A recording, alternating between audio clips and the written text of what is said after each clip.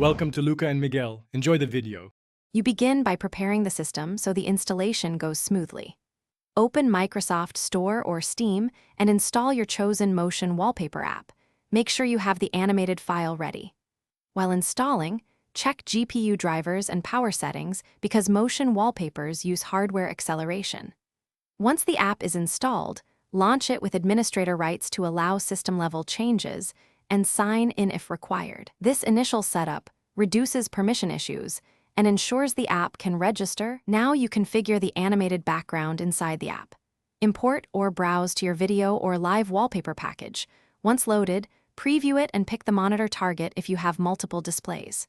Make sure to set FPS and GPU usage so performance stays smooth.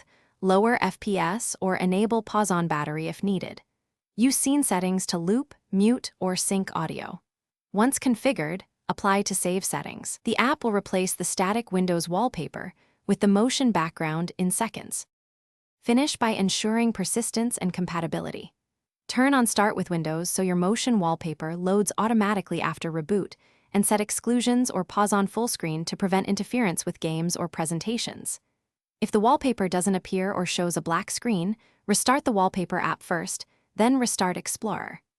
EXE. If that fails, update or roll back GPU drivers and confirm hardware acceleration is enabled. One key troubleshooting tip: disable conflicting background services or overlays, then reapply the wallpaper to confirm the fix. Thanks for watching and please subscribe. It's the best investment you'll ever make.